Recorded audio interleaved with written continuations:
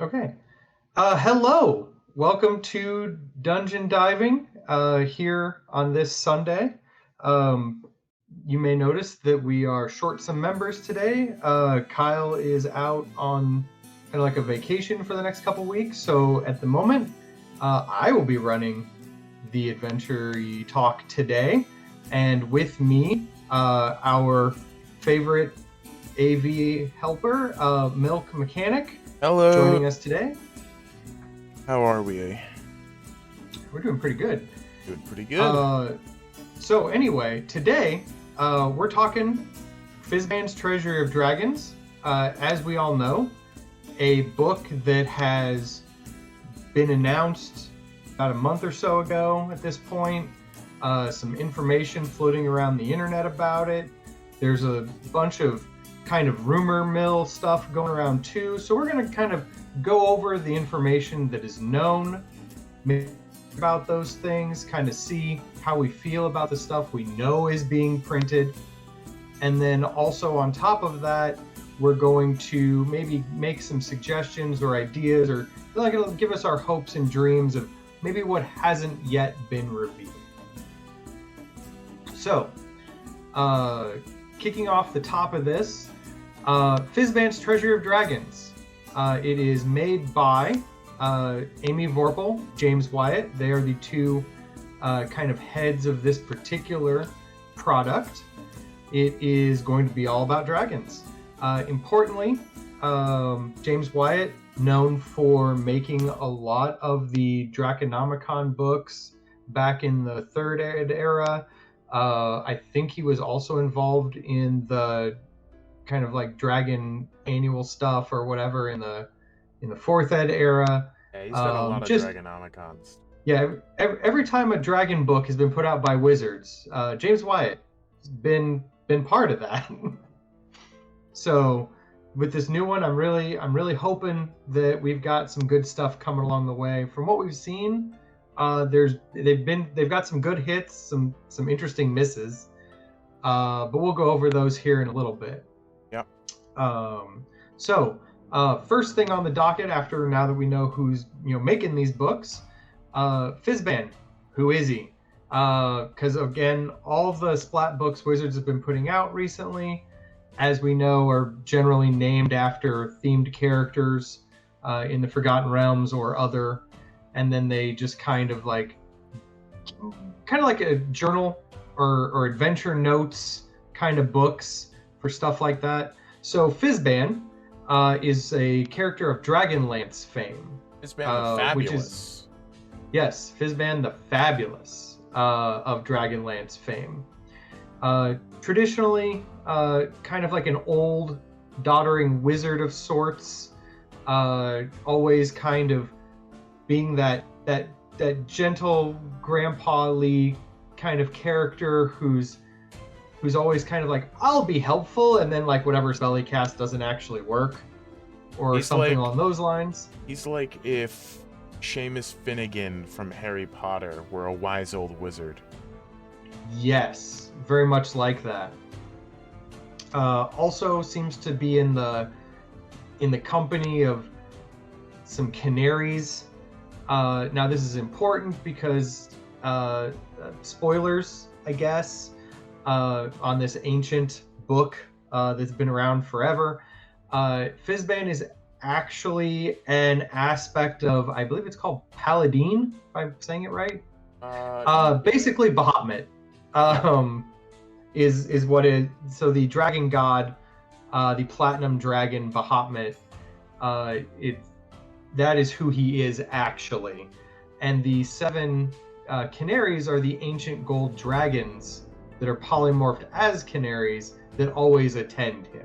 Yeah, and here we have a photo of Fizban with a canary. Throwing that up for a couple seconds. Right. We're good? Okay. So, like I said, kind of this friendly look. This is a change in course, by the way, of some of like the narrators that we've had for other Splat books. Like Volo has been kind of like boisterous and likes to kind of tell tall tales in his stuff. So in the Volo's guide, there were all the little side notes were kind of a little sarcastic, but also kind of like boastful. With Xanathar, Yeah, we love everything was Xanathar. kind of mean, but in like a, I don't know, just a sarcastic way again. Same deal with Tasha's stuff. Basically, a lot of the books coming out recently have been told by kind of edgy, sarcastic style side chat. But it turns out that with Fizban, they decided to go ahead and make him more friendly. Like they've already done all the sarcastic asides and things like that. So they said that when they were interviewing James Wyatt for this, he was describing kind of how they were gonna get the voice for Fizban through the book, and they were like, all right, we're gonna have a friendly dragon guy, kind of like your uncle or grandpa of old who's like, yeah, I remember when we created the world, and it was a hassle, but that was a long time ago. Yeah, kind of super situation. wholesome, timeless dragon grandpa. Right. And so that I'm looking forward to those side notes. Mel Mechanic, you got any that you're looking forward to, kind of like a friendly dragon grandpa? Yeah, reading through Volo's, Xanathar's, Tasha's, it's very sarcastic, somewhat mean commentary, and I think it's a nice subversion from what we've seen so far in other source books. So definitely looking forward to that. Yeah, I'm looking forward to a friendly narrator. It's been a while since we've had a friendly narrator. But yeah, so that's the voice character for the book itself. But what's in it? Things we know that are in the book already. We're the Dragonborn Unearthed Arcana that gives the Dragonborn a big upgrade, as well as introducing Gem Dragonborn. Gem Dragons. Let me throw up into the mix. That Gem Dragon art that we got. That's yes, Gem like. Dragons in general, also in the book. Yeah, Gem Dragons in general. Right? That's what the Gem Dragons look like. Yeah, the Dragonborn there with the I kind of like the floaty crystal bit. I do too. I think it looks cool.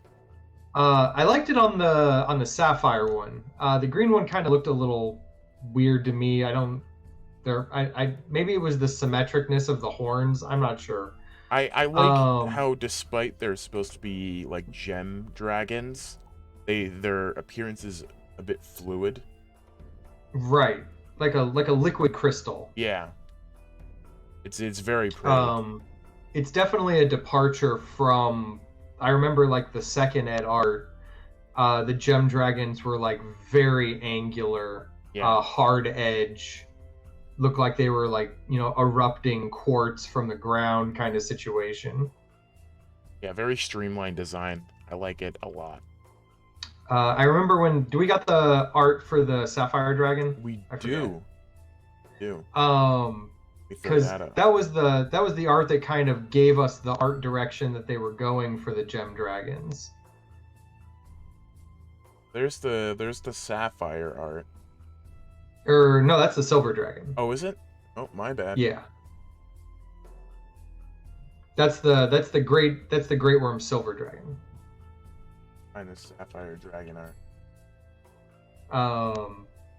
But anyway, while you're looking for that one, but no, we're gonna get some gem dragons.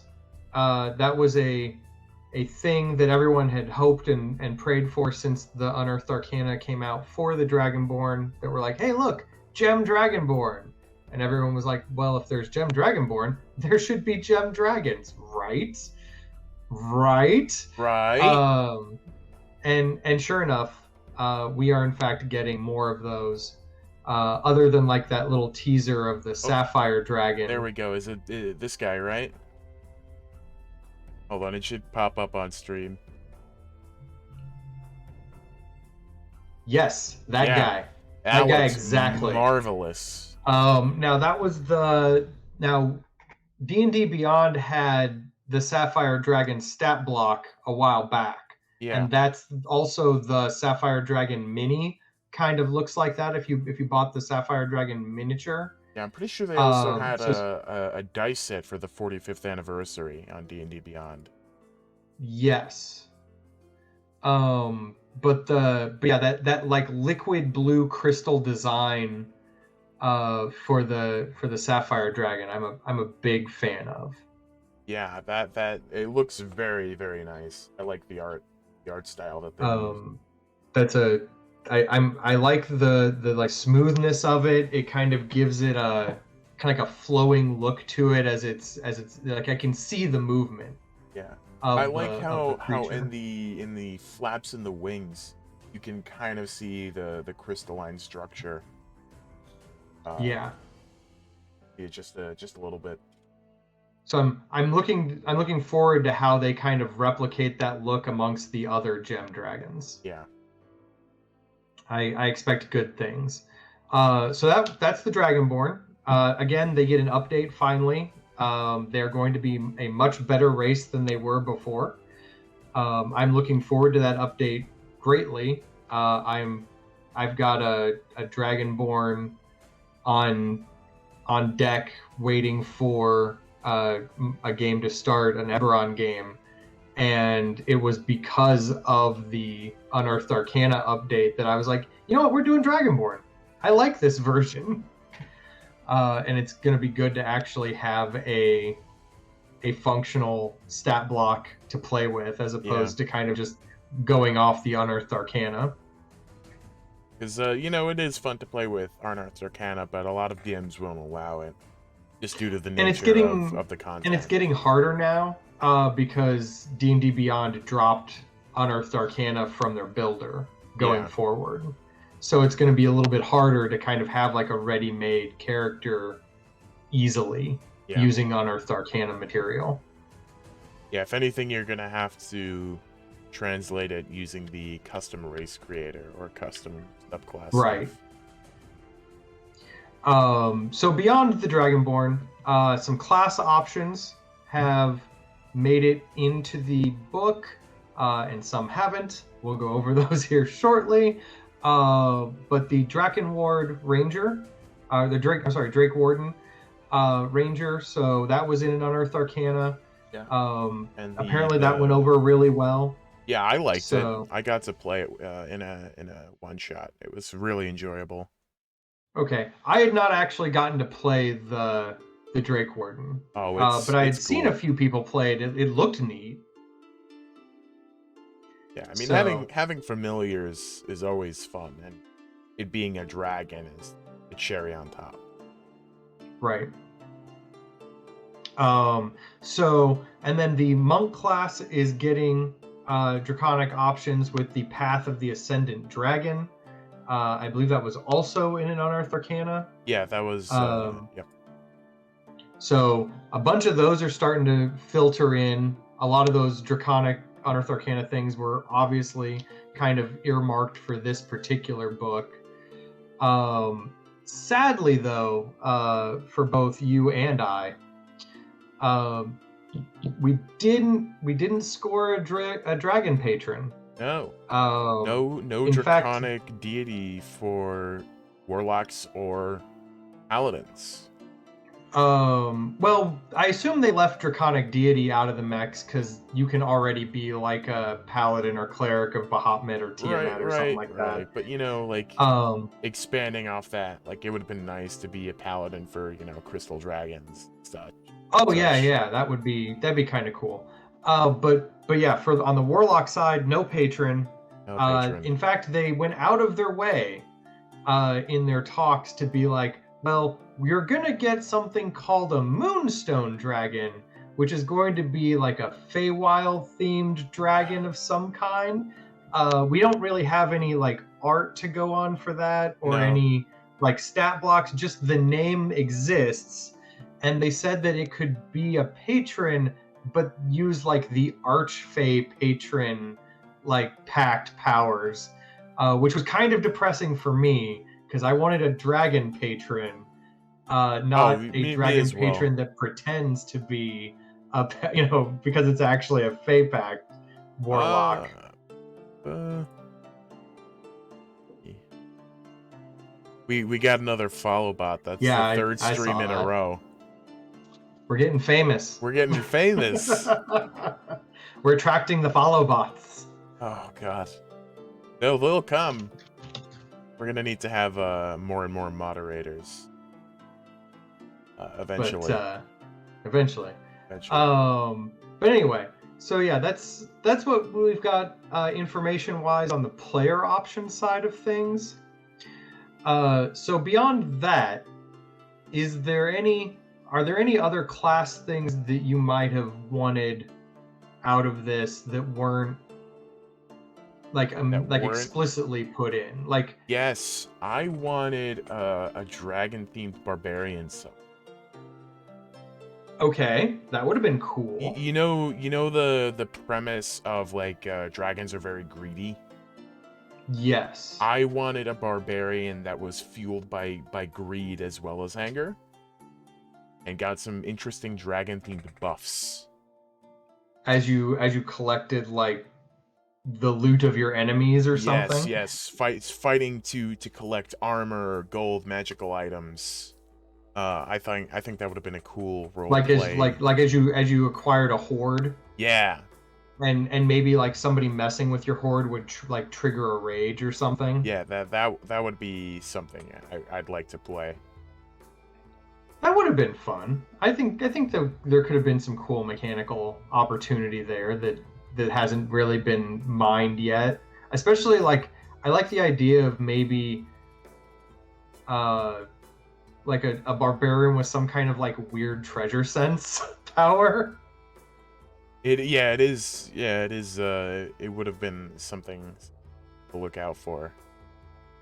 Or following the same vein, rogues with that same kind of draconic lust. like a draconic rogue. Yeah. Or something like that. Oh, that'd be really cool. Yeah, I'm kind of lamenting the fact that they didn't put more effort into bringing out dragon-flavored subclasses. Well, they've got, like I said, we've got 2 classes we know are in there, and then a bunch of like guidance for how to make characters feel draconic. So maybe they've got like some guidance on how to make a rogue be more dragony. Yeah. I mean, it won't be quite as cool as we want it to be, but like maybe there's going to be some guidance in there for like some of the other classes to help them be a little bit more like if you just want to build a more draconic character. Yeah. What might be fun is just taking some time and releasing some homebrew versions of the ideas we create or think of on the talk. You know, if you really did like the sound of draconic barbarian, you know, that could be something you see posted on the server. Well, like you and I were talking about like how we would make a draconic patron warlock earlier. Oh yeah. You know, like there are spells that already exist that could go on the spells, you know, list for the warlock so easily. Yeah. And just going down the list of like, you know, how you could swap things out for various patron powers for a dragon. You just be like, oh look, you get elemental resistance powers at lower levels. Yeah, you get dragon. Oh look, you get dragon scales, or you know, if you wanted to be more combat heavy, or you know, oh look, at your capstone ability, sure, you can turn into a dragon. Why not? You're like a level 14 character. A druid subclass, dragon styled. Right, that would be cool too. Like instead of being able to at like higher level, instead of turning into like an elemental, you could start opening up like draconic options. For your shifting power. Imagine wild shaping into a dragon. Right. Or at the very least, like if you didn't want to give your players like actual dragon, you could build like a custom stat block for them to wild shape into. Right. But that would be a nice add-on, I think, that would make a really good draconic feeling creature. Now, a lot of these draconic options are kind of tied into the theme that they want to push in this book, which is that dragons kind of build on the land, and the land kind of like infuses the dragon, and kind of vice versa.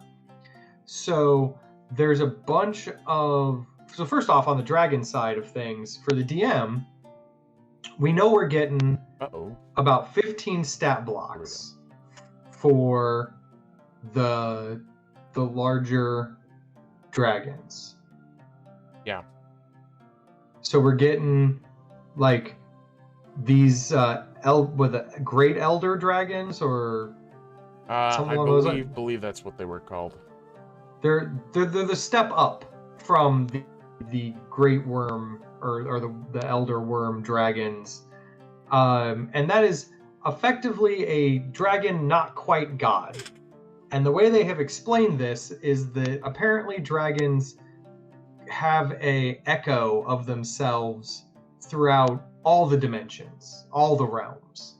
So, there's a version of a dragon in the Forgotten Realms, and there's an echo of that dragon in Eberron. And there's an echo of that dragon in, the elemental plane that would, facilitate that dragon. So like, let's say it's a red dragon. So there's an echo of that dragon in the elemental plane of fire.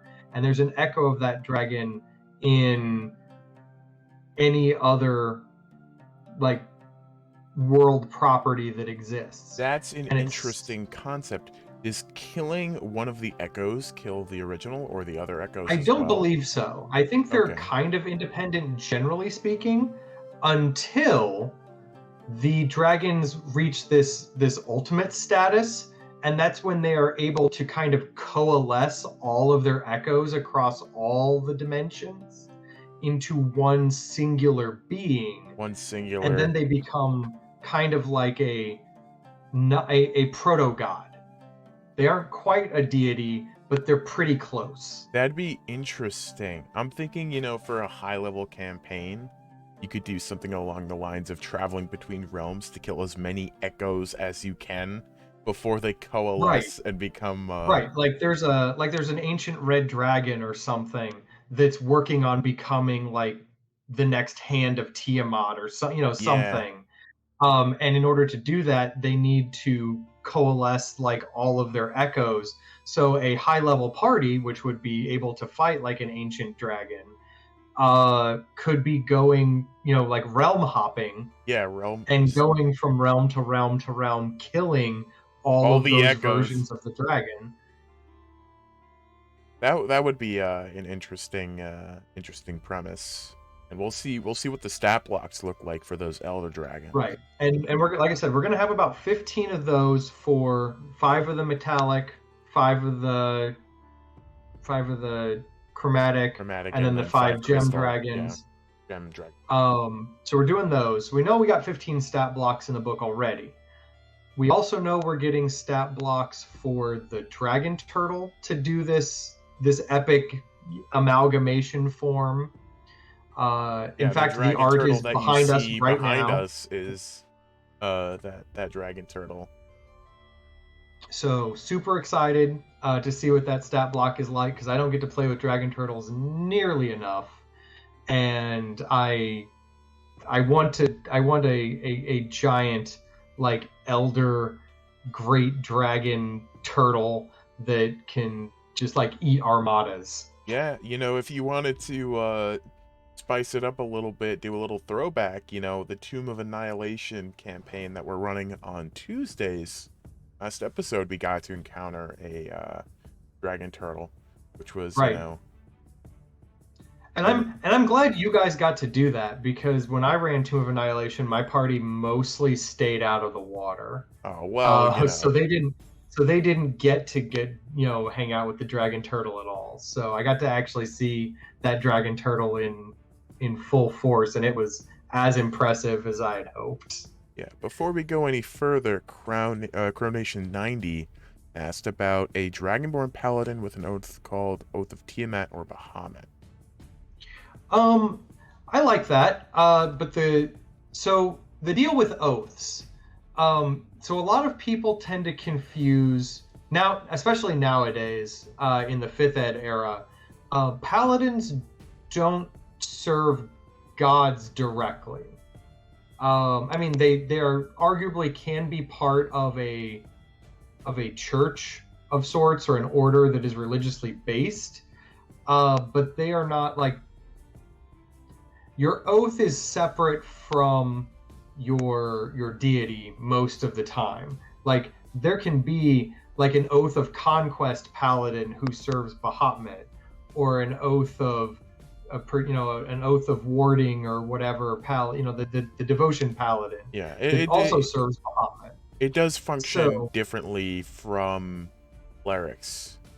Right. Which divine their power directly from the deity. I would like, instead of like a specific call out to like Tiamat or Bahamut, I would definitely like a like Oath of the Dragon. Yeah. Of some kind where I would imagine it very similarly to the Oath of Conquest, maybe, where like instead of your goal to be like subjugating people, because that's kind of how Oath of Conquest works, is like, you're the top dog and everyone kind of around you kind of has to suffer through that if you're the Oath of Conquest paladin. I would like more the idea of like a paladin that's job is to go get a horde. Yeah. It could go either way. It could be a paladin whose oath is to protect dragons, or a paladin whose oath is to slay dragons.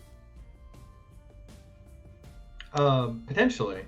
Or yeah, with that oath of the elder worm.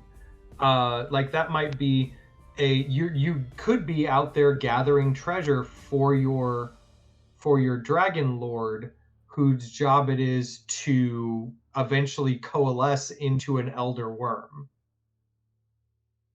So, and that's another thing that they have thrown in there in the information tab that they mentioned is they're going to have kind of like horde mechanics so that you can kind of see how a horde affects dragons and what might happen if like you were to steal some of a dragon's horde. Yeah. That might prevent it from having the necessary power to kind of coalesce into their great elder form. Yeah, that does definitely have some story potential. Right. And I'm looking at the marketplace sourcebook page for Treasury of Dragons on D&D Beyond, and they have this bullet point that says utilize a rich hoard of tools. And right. I doubt it was intentional, but I'd like to believe it was. It's 100% intentional. Yeah. I am positive. Yeah. As far as other class stuff goes, Godzilla, you're asking here about a version of the barbarian. So like one that may focus on greed, but more akin to bloodlust, maybe stronger, longer rage, stuff like that. I like the idea of like a differently elementalized barbarian. Yeah. Because I think there's like an elemental barbarian that might be like wild magic themed or something, but I'm not as much a fan of that one. Or was there like a wildfire barbarian, or was that a druid? There was an Unearthed Arcana a while back. I think about that barbarian off the top of my head. You already have a built-in mechanic for extending rage, which is doing damage. But right. Perhaps dragon skin. While you're raging, you get the added immunity to perhaps fire if you have red skin. What about and I know this borders a little bit on like what feels kind of like DLC content for like games and stuff. But what if you could pay like treasure to like boost power for your barbarian? Are you talking like Like, an in-game microtransaction? yeah, like an in-game. It's like, man, your rage is really strong, but maybe if you burned 50 gold from your horde, you would get dragon scales. That would be interesting. Because like again, that kind of ties into like how a dragon's horde kind of like fuels the dragon, Yeah. and why they collect so much treasure, because maybe that treasure isn't as permanent as we think it is. Maybe they use it in some creative way. So like having a character, maybe a rogue would do something like, maybe that feels more like a rogue kind of character. Yeah. But like, you know, being able to like microtransaction your character to do better because he's got like dragon. I think Um, in terms of functionality, it would be you can drop like any amount of items that equal to a certain amount of gold pieces. right, It like to value. Like like it doesn't have value. to be like actual gold, but like value Like material. increased carrying capacity. And then, you know, let's say you dropped 50 gold pieces worth of assorted weaponry. Just get like you know, bonuses to attack rolls and stuff. Something Right, along those like lines. temporary. They're Yeah. not permanent They're by not any means, but permanent. like, because you gotta keep, you know, the character wanting to go find treasure, to go burn it Right. for things. Right, Uh like burning a gem to increase the power of breath attack or something. yeah, Yeah, I yeah. like that. That would be Um, cool subclass. um, Speaking of hordes in general, we do know that we're getting a stat block for what they called a horde mimic. Oh, right. Yes. So that's something to look out for in the future. Those of you who are going to go attack some dragons at some point, maybe the treasure hoard you're stealing might attack you back. Because it's actually a fake hoard. That Um, that would be a very interesting plan, especially if you're planning on running a campaign that's based on finding and killing dragons. right. Or again, since they're giving us information about how like maybe you don't have to kill the dragon, but you need to like steal some of its hoard, because the more damage you do to the horde, the harder it is for the dragon to do whatever it's doing. Yeah. So you're just like horde hunting, but at some point you just run across a horde mimic. Would That'd be kind of be entertaining. entertaining. I don't. That's one of those things that starts to encroach on parts of mimics I don't like. I'm not a fan of mimics once they start becoming like floors and ceilings and walls and I houses. I like Um, keeping them at I like keeping mimics as like just objects, right, but also it's hard to resist the temptation of having a mimic as a ladder in a pit. right. Like I've done mimics as ladders, mimics as like rowboats before, Yeah. mimics, you know, as the traditional treasure chest, you know, mimics as like a statue or something that has like the gem, you know, the traditional statue with the gem eyes, that everyone's always so hyped about. But yeah, I personally, as a DM, I'm very, and especially as a player, am very against mimics as structures. Yeah. I don't like walking into a room so that the room can eat me. That just doesn't seem fair. Yeah, for me it's fine as a roleplay mechanic, but having to fight the room that you're in is just awful. Right. Like that's a fight I'm never a fan of. Yeah. Um, but but a horde mimic feels kind of like maybe like a large ooze, you know? Yeah. Like if it's in a big cavern and you can kind of like move around and have like an interesting combat, tactically with this thing, then I feel like it's just kind of like an amorphous monster as opposed to the entire room trying to eat you. Yeah, I agree. So that has a different feel to it. It feels slightly more fair. As far as other mechanics, they mentioned that they would have some egg mechanics as well as horde mechanics in the book. Those horde mechanics, like I said, we're expecting to find like maybe dragons use their hordes more creatively than just putting them in a pile and sleeping on them. So maybe we'll have some interesting story hooks based on how dragons actually use hordes.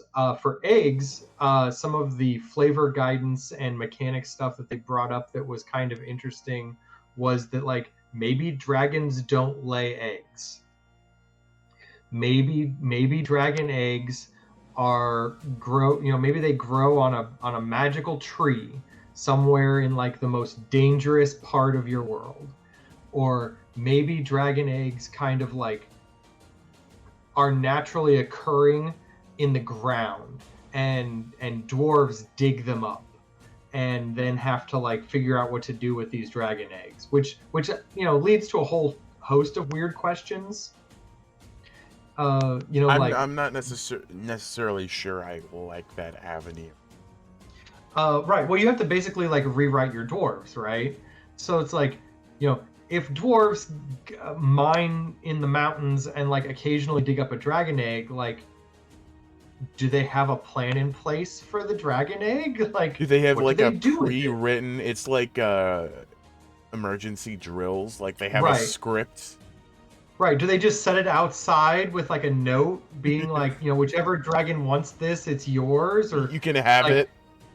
if are they different colored, and like if it's like a red dragon egg, they take it and like throw it in a volcano, and if it's like a black dragon egg, they like toss it in a swamp, and if it's a green dragon egg, they like go give it to some lizard men to go like hang out in the jungle with, or like what do you do with these, or I like quite like what would be really imagining. hilarious. I quite like imagining. I don't know if you've read the Inheritance Cycle by Christopher Paolini. I know of it. But in that, wild dragons or just any unhatched dragon has some level of sentience, and an awareness before being hatched, and they hatch when they choose to. So I always just imagine that. Oh, just dragons are like naturally forming and they'll hatch whenever they feel like it. Yeah, at least the wild ones. I think if you're meant to be paired with someone, elf, human, whatever, then they Right. hatch when they meet their They meet destined their like partner. destined mate or Yeah, something. Yeah. yeah. Um. Yeah. Okay. I can see that. I've now immediately thought of like a weird economic system where dwarves sell or trade found dragon eggs to kobolds. That could be. I don't know necessarily think I'd like to implement that in any of my like homebrew campaigns, but it would be an interesting one Right, but shot. like the kobolds find these things as like holy relics, and the dwarves just want them out of the Yeah, mine. just get out of here. You're not gold. You're not sapphire or ruby. Right. I Uh, don't need you. right. So just as a resource, the dwarves would like set up some economic system where like occasionally the kobolds would show up and like get a cart of dragon eggs, and then they would take them back to their lands and like source them out amongst the various kobold tribes so that they could have dragons to worship. I could definitely see that.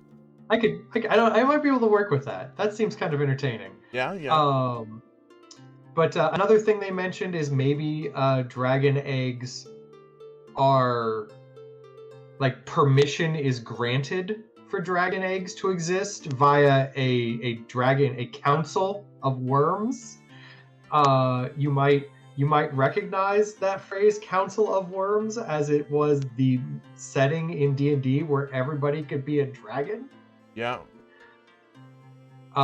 So maybe there might be some guidance. It probably won't be like a setting book level of guidance, but maybe a little bit of guidance on, like, maybe your world is one where everyone is already a dragon. Yeah, that would be interesting. So that would be, I could be down for that. It would be an entertaining, I think, setup. A world where maybe you're helping out a dragon, because the Council of Worms says that they can't make another dragon unless, like, something occurs, and so the dragon has hired the party to help them make that happen because they want a dragon egg. Yeah, so there's a finite amount of dragons at any one given time. Maybe. Yeah. And an elder council decides when a new dragon can exist. Dragon. Yeah. I could as roll far with as that. yeah, as far as other weird stat blocks, like I said, Moondragon they called out, so there's going to be like a Moonstone Dragon stat block of some kind, whatever that is. Yeah. Definitely a Feywild themed dragon. They also mentioned, when they were having the interview with James Wyatt, an Elder Brain Dragon. Right, we talked about this. Yes. A week or two ago when we. Right.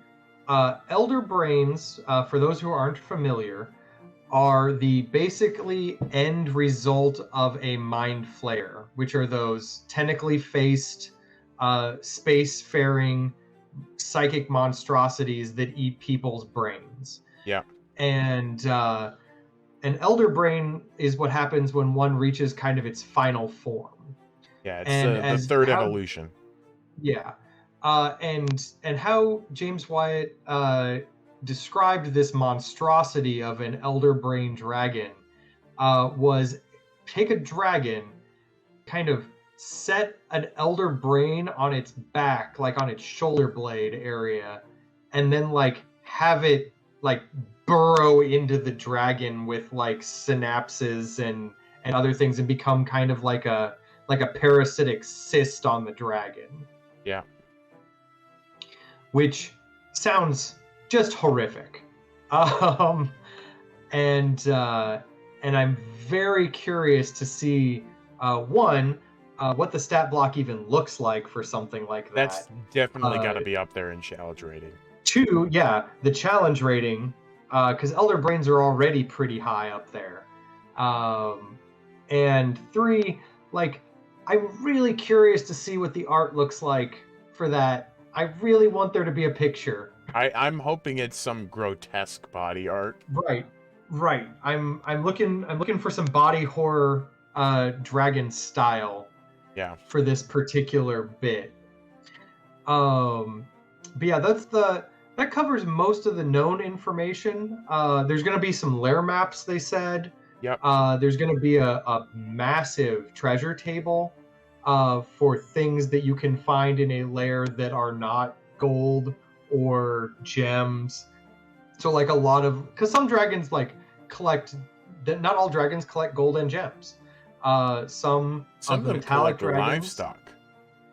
Do that. Art pieces are very popular, I think, among like bronze or brass dragons. I'd like to imagine the dragon in a tuxedo sipping champagne while admiring fine art.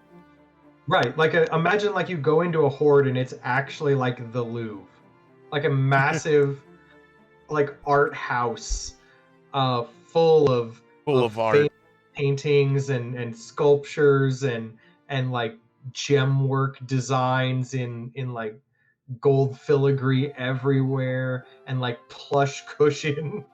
Yeah. It's like the complete opposite of what you expect a dragon hoard to be like. Right. But then you look around and you think about it for a minute and you're like, there is literally millions of gold worth of art around me. Right. But that's just what the dragon collects. That's his thing. I'm That's hearing what she wants. I'm hearing the "Can I roll a history check?" Right. in my ears right now. Like, yes, this particular statue was made by an artist who hasn't existed for hundreds of years.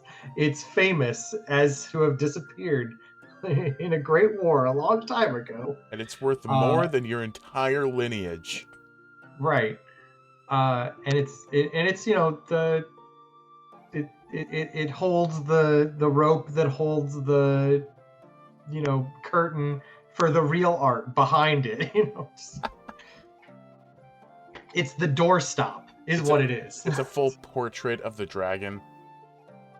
Just and it's all like blinged out. So like not only is it like all in like the inks and stuff, but it's also like got filigreed like gemstones. Yeah, like in an inlaid frame, like right. super luxurious. Yeah, I could definitely. So this is a horde. This is a horde that I would not mind running visiting some players into at some point. And then like the dragon is just like a fancy, like a fancy dragon with a tuxedo, like you said, who's just like he's just the art critic dragon. I think dragon wearing clothes is just hilarious. Right. You walk into this horde and it's full of like sheep, and the dragon has like overalls on. Yeah, like a farmer dragon. Yeah, he's just collecting a herd. He's like, yep, this is my herd. This is my horde. This is my herd horde. My herd horde. In my next year, it looks like my horde might double. Yeah. Also, we did miss it because I forgot to set up the alert box on this page. But Cronation, thank you for the follow. Oh yes, thank you indeed. That's very, very much appreciated. Yeah, that's my bad. Oh, that's okay. Well, next time. Next time. But anyway, as for Cronation, I see you would like to see a concept for an abyssal or infernal dragon. Yeah, that would be fun. We haven't had one of those in a while. The last one that immediately comes to mind for me is during the 4th Ed era. There was like a elder red dragon that had a Balor like embedded in his chest.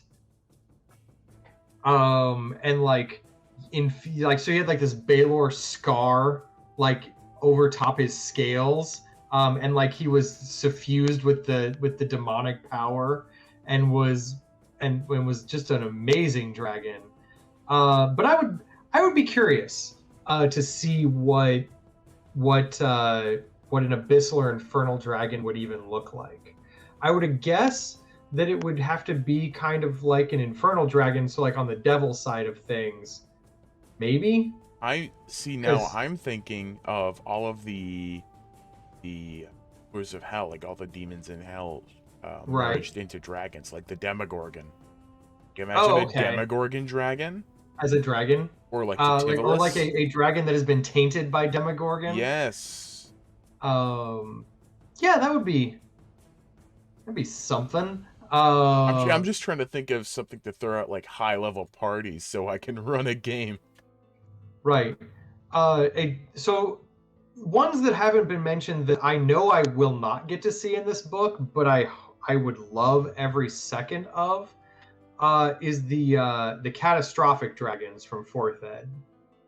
I don't know if you're familiar with those. I personally have not played a lot of 4th Ed. Okay. So the catastrophic dragons they had a deal that like during the Dawn War, which was like the war between the gods and the primordials way back in the day, there was a time when like the dragon god Io got ripped in half by one of the primordials, and that's how you get Bahamut and Tiamat, right? Yeah. And some of the dragons who were fighting during that moment took a look at that and went, well, our god just got ripped in half. Maybe we're on the wrong side. And basically switched over to the primordial side. So all of the primordials kind of got their hands on like a flight of dragons and got to like elementally infuse them. So you had the blizzard dragon and the earthquake dragon so and it's the like typhoon it's like dragon. natural disaster And yeah, dragons. like natural disaster dragons and like the tornado dragon and stuff like that. And my of the lineup, my personal favorite was the blizzard dragons. So the deal with them, like, well, just those catastrophic dragons in general, is they don't have breath weapons anymore. Okay.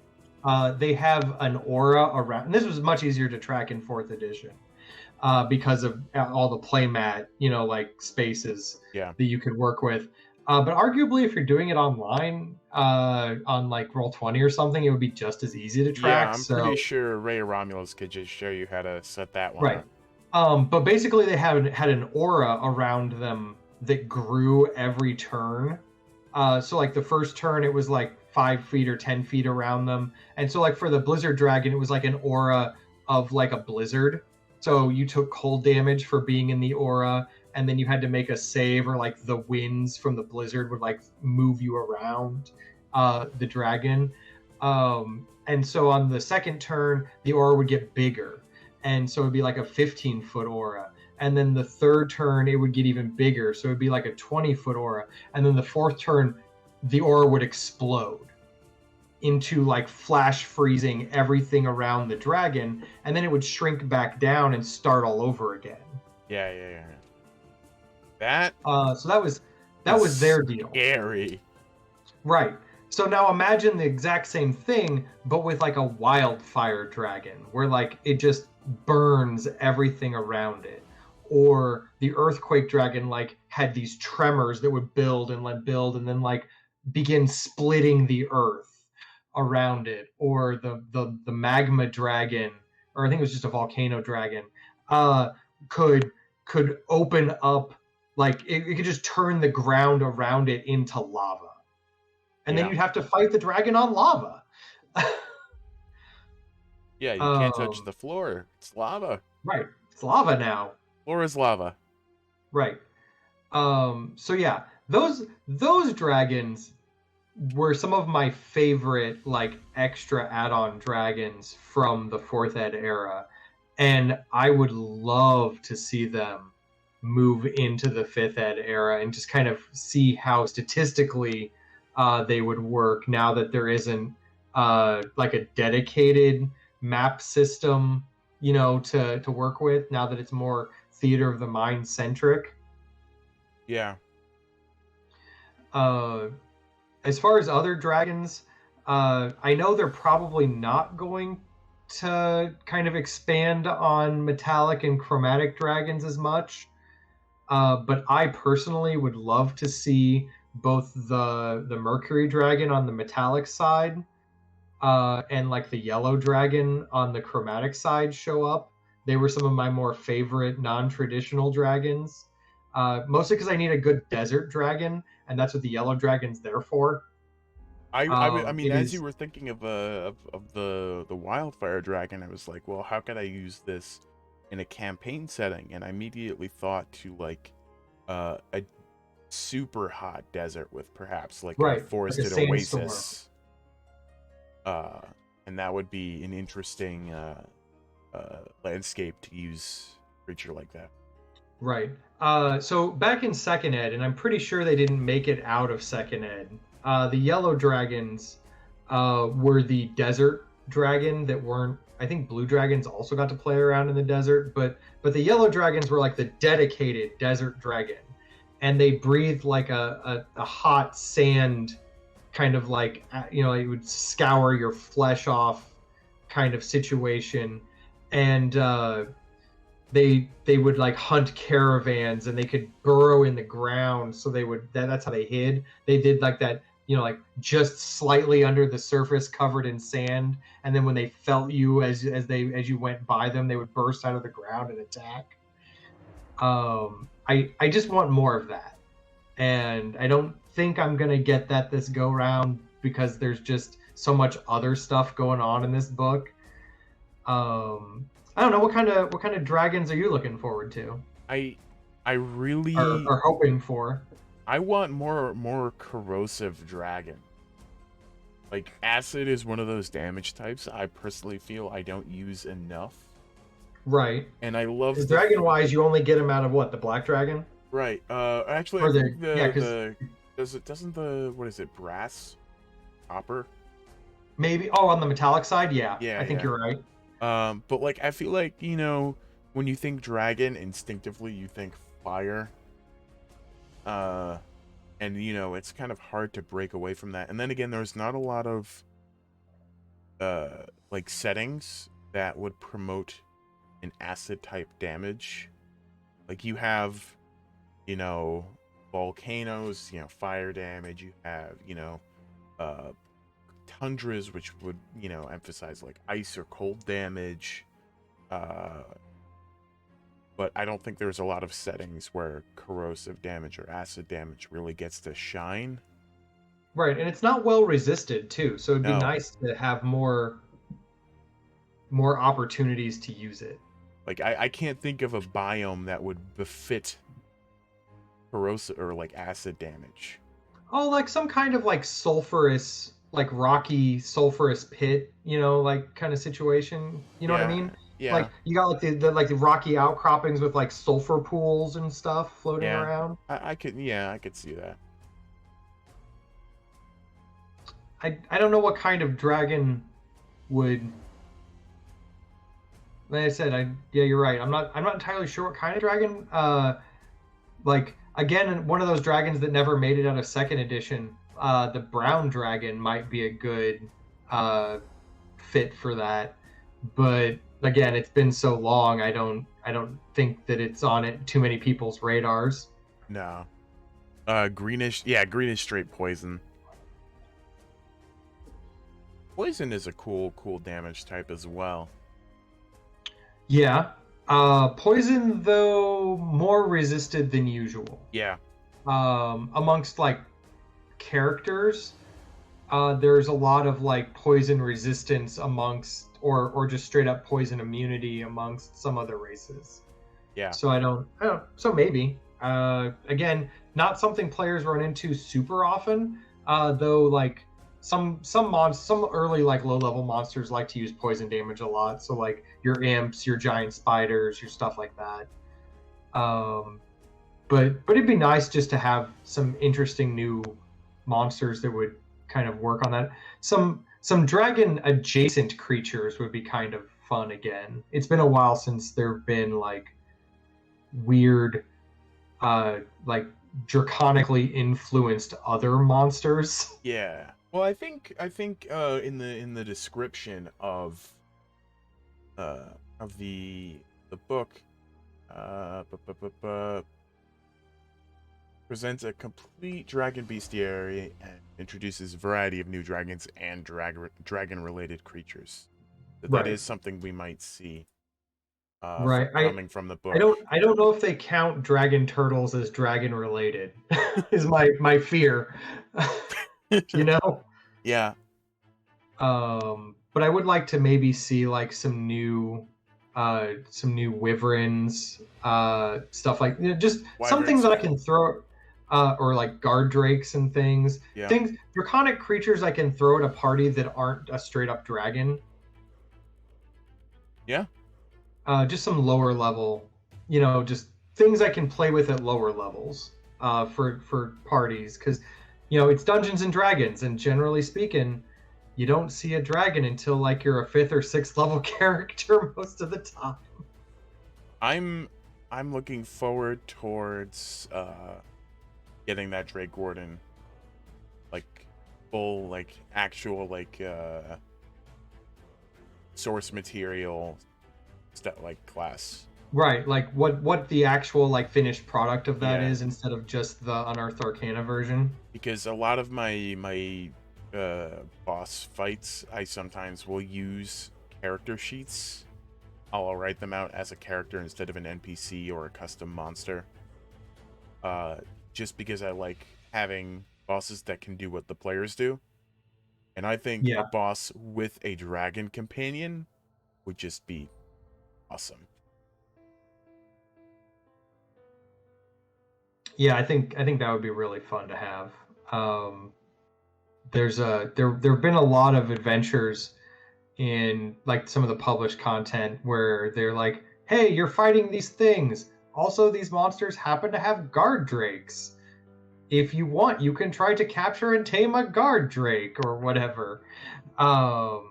And having having like an actual class whose job is to do that, I think would be really nice.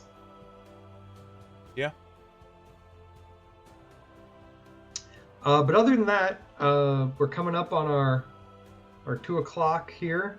So thanks for listening. If you have any other suggestions or interesting ideas about dragons and want to come chat with us, we've got a link here in the description to our Discord. We hang out there a lot, talk about a lot of D&D stuff. We got games going. You can go ahead and if you find something on the quest board, get signed up. Maybe you can join us in some games. Other than that, important notes. If you happen to be a Amazon Prime person, good news. You have a Twitch Prime subscription. You Free. can throw it our way. It's free. It's free and it helps support us, which will ultimately allow us to give more content to you. In a brief moment of self-dealing today, I in fact used my Twitch Prime subscription on our channel. Yeah, so did I. It's here. So, if you got it and you're not using it, feel free to send it our way. The more resources we have to work with, the cooler stuff we can bring to you. Yep. Other than that, I think that's it. We'll be live again on Tuesday, 7 p.m. CST for Tomb of Annihilation, and we'd love to see you there.